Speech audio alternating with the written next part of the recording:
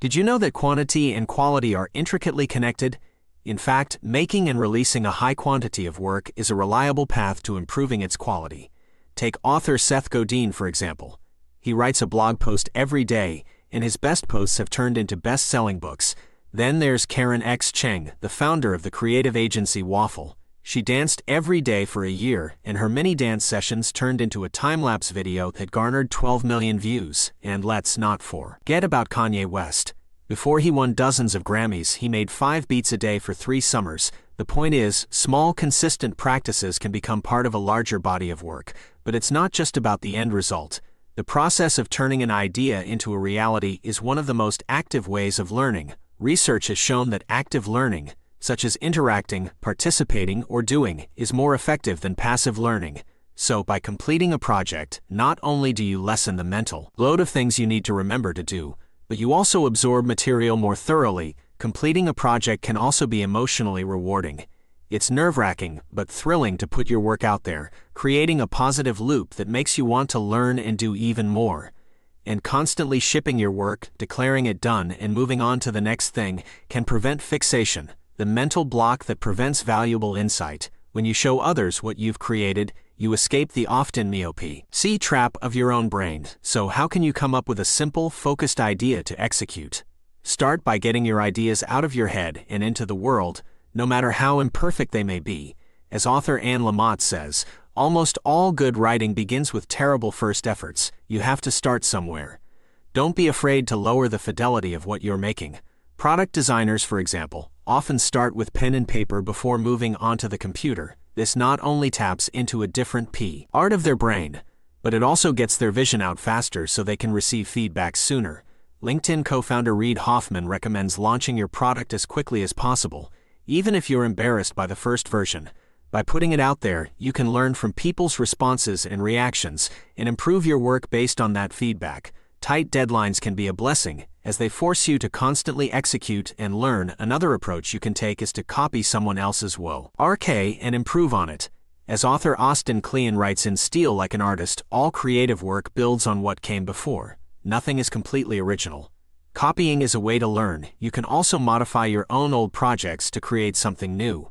Take an old drawing and add more details, or optimize a piece of code you wrote years ago. The key is to keep everything small and simple. When the creative process begins, the vision often expands from all the excitement, but it's important to think all and even smaller. It's the fastest way to creating something big, so don't get caught up in what you could be doing and distract yourself from the task at hand. Start small, execute consistently, and watch your work improve over time. So now the question is, what small project will you take on today? What will you release into the world, no matter how imperfect it may be? Remember, quantity and quality are intricately connected, and taking action is the best way to learn and improve. Subscribe to our channel, like this video, and hit the notification bell to receive more valuable content like this. And if you found this video helpful, consider giving a tip proportional to the value you received. The link can be found in the description below. Thank you for watching, and I'll see you in the next video. Inaction breeds doubt and fear.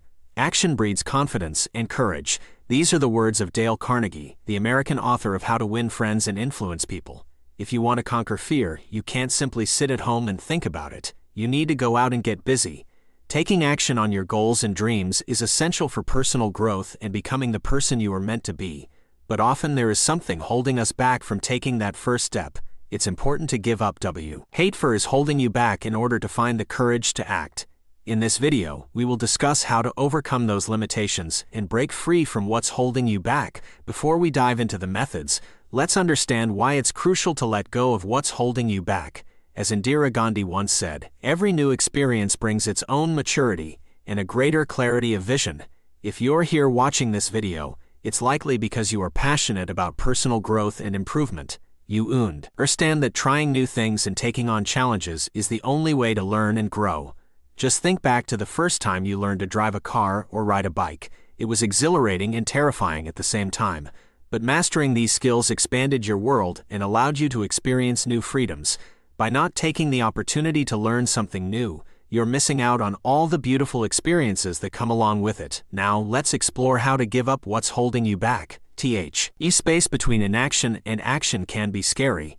as it's where we contemplate all the things that could go wrong or reasons why we should open ourselves up to new experiences. The first step is to identify what exactly is holding you back. Is it perfectionism, unrealistic expectations, or living by someone else's standards? Maybe you're afraid to step out of your comfort zone due to past negative experiences. At the core of most of these limitations is fear. Perfectionism stems from a fear of failure. Following someone else's dream protects from the fear of causing disappointment, and refusing to try new things is often driven by a fear of the unknown.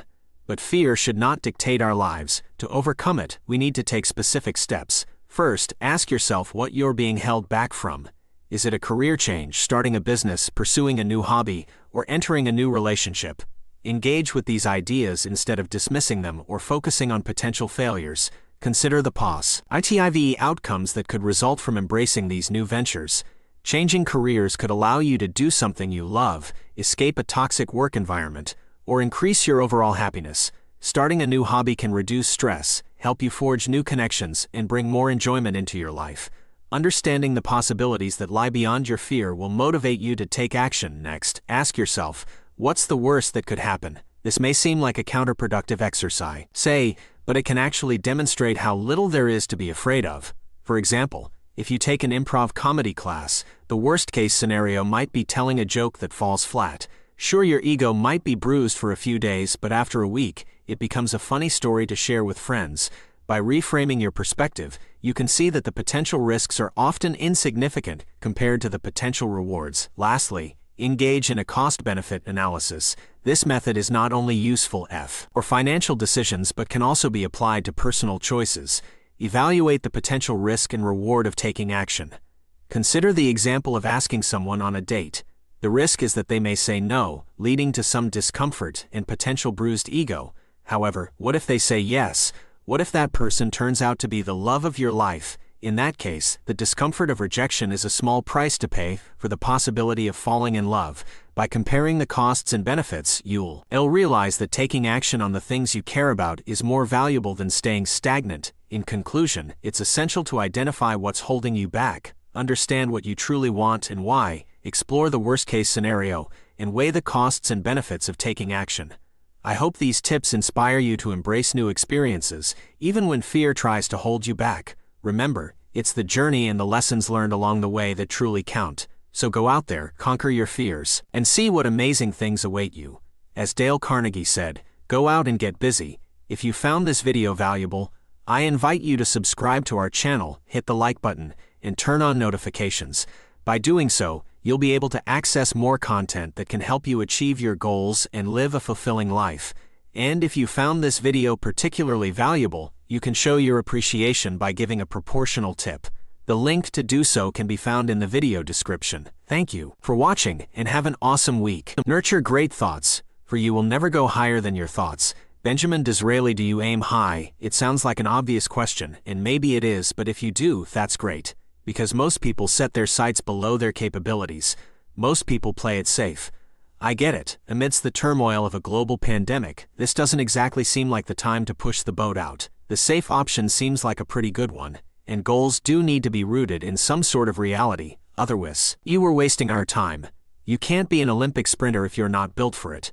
You can't write a good novel if you don't enjoy playing with words. But we too often play small because we're afraid of being judged or laughed at, or failing, or sadder still because we don't think we deserve it, which is wrong. We all deserve the best life has for us, but we can't sit back and wait for the good life courier pack to turn up on the doorstep. We have to play our part too. So how can you have the eat life you deserve? Here are 6 things you can do. 1. Believe you are worthy. Seriously, if you don't believe you deserve good things and a good life, they won't come to you. You will unconsciously sabotage what's good in your world, and you'll end up settling for less. This is true of work, money, relationships, everything. You deserve good things and good people in your world. Own it. Point 2. The universe is your ATM. I credit author Catherine Zenkina for this line. It's true, but only if you make deposit. It's a lot of them. If you sit back and expect the great ATM of life to keep spitting out the goodies at you without you putting in any hard yards, you need a reality check. Life is a give as well as take arrangement. More give. So aim to do some good in the world. Be a friend, or do a favor, a kindness, an act of service. In one way or another, it will return to you. Point 3. Create time to think and dream. Thinking and dreaming doesn't just mean staring into the void, although most of us have done plenty. Why of that in the past year? Active thinking and dreaming is more productive.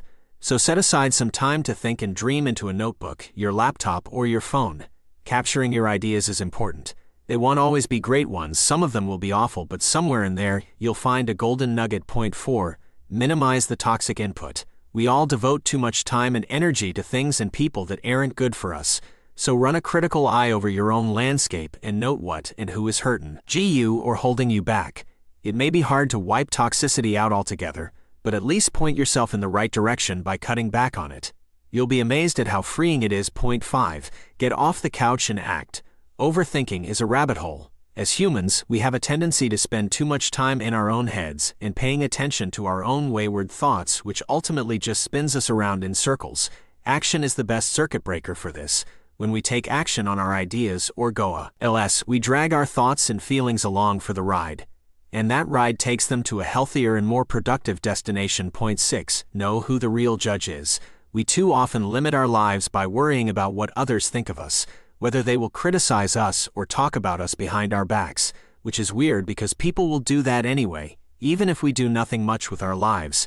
But the sad thing is, worrying about the opinions of others stops us from dipping into our own curiosities and venturing into the unknown. So throw off the shackles and live the best and biggest way you can. The only person you should allow to judge you is you. And even then, you shouldn't be too mean, so there you have it. 6 things you can do to have the great life you deserve. Believe in your worth, make deposits in the universe's ATM, create time to think and dream, minimize toxic input, take action, and remember that you are the only judge that matters. Now I want to ask you a question. What actions from this video are you going to implement in your life? Think about it and let me know in the comments below. And if you found this video valuable, consider giving a tip proportional to the value received. Your support helps us continue creating high-quality content like this. The link to give a tip can be found in the description. Thank you for watching, and remember to subscribe, like, and hit the notification bell to never miss an update. Until next time, keep aiming high and living your best life.